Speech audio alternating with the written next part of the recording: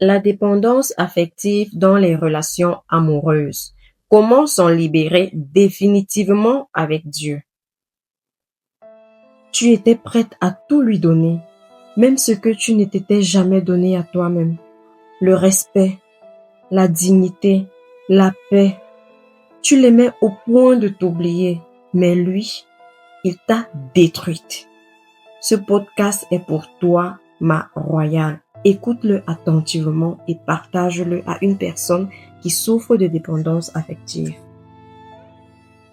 Quand aimer devient une blessure, qu'est-ce que ça veut dire? C'est tout simplement le fait que tu l'aimes, mais tu pleures. Tu espères, mais il t'écrase. Tu restes, mais tu te meurs. Et pourtant, tu n'arrives pas à partir. Tu veux croire qu'il va changer. Tu veux croire que tu n'as pas fait tout ça pour rien. Tu veux croire qu'il t'aime, malgré les silences, les cris, les trahisons, les infidélités. Mais ce n'est pas de l'amour. C'est une prison déguisée. Il te dit je t'aime, mais il n'y a aucune preuve d'amour. La racine de la dépendance affective, c'est que tu ne veux pas le perdre, pas parce qu'il est bon pour toi, mais parce que tu as peur du vide. Tu as peur d'être seul. Tu as peur de ne plus être aimé.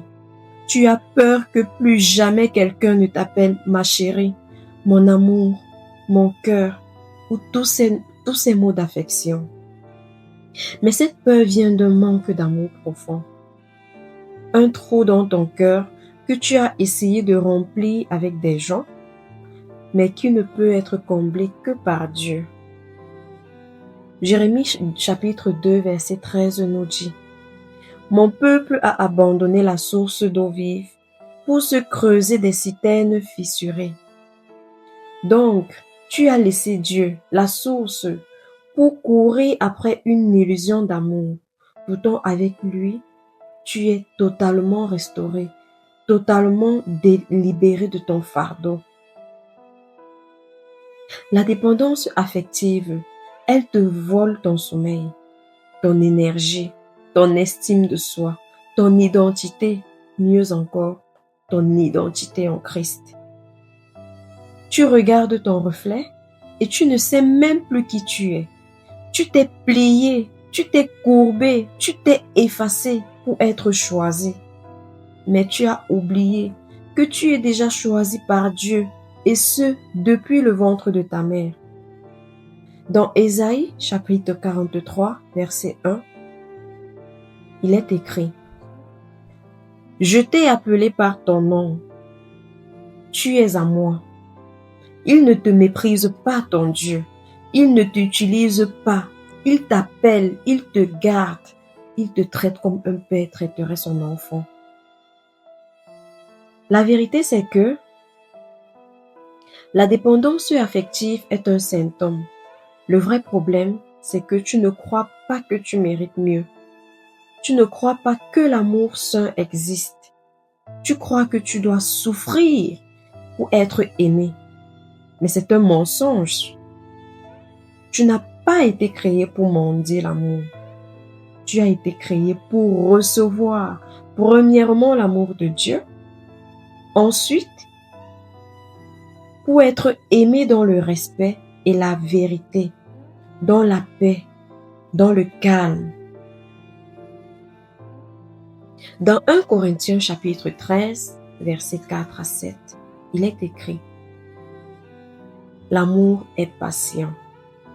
Il est plein de bonté. Il ne fait rien de malhonnête. Ne cherche pas son intérêt. Il supporte tout, croit tout, espère tout, endure tout. Est-ce que ce que tu vis ressemble à ce verset? Si la réponse est non, alors ce n'est pas de l'amour que tu es en train de vivre. Et qu'est-ce que tu dois donc faire pour t'en libérer avec Dieu? Premièrement, reviens à la source. Rentre dans la présence de Dieu. Pleure, Crie, parle-lui. Laisse-le remplir ce vide que personne d'autre n'a réussi à combler. Pour la petite histoire, ce matin, je parlais avec un ami parce que oui, même les hommes souffrent de dépendance affective. Et il m'a fait comprendre qu'il en a tellement souffert. Il recherchait toujours de l'approbation au travers des femmes. Il voulait toujours qu'on lui dise qu'il est beau, qu'on l'aime, qu'on lui manifeste de l'amour. Il n'en pouvait tellement plus parce qu'il ne se reconnaissait pas. Et un jour, il s'est enfermé dans le lieu secret. Il a pleuré, crié, soupiré après Dieu. Il lui a raconté tout ce désagrément qu'il vit au quotidien à cause de la dépendance affective et lui a demandé de l'en libérer totalement. Devine quoi? Parce qu'il a affaire avec un cœur sincère, le Seigneur l'a écouté. Progressivement, il a vu ce poids lourd quitter son corps, quitter son cœur, je dirais même quitter son âme. Progressivement, il s'est senti léger et il a commencé à s'assumer et à s'aimer lui-même. C'est ça que tu dois vivre.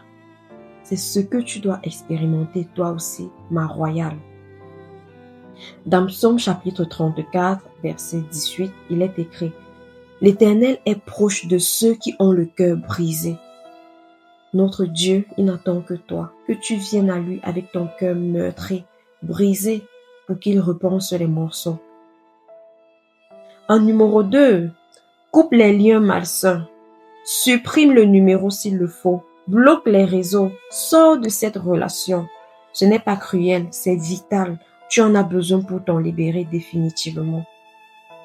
D'ailleurs, il est écrit dans Matthieu chapitre 5, verset 29. Si ton œil droit est pour toi une occasion de chute, arrache-le. C'est exactement ce que tu dois expérimenter. En numéro 3, entoure-toi de la vérité. Lis la parole. Écoute ce que Dieu dit de toi. Nourris ton âme de ce qui construit. Est-ce que tu connais ton autorité en Christ?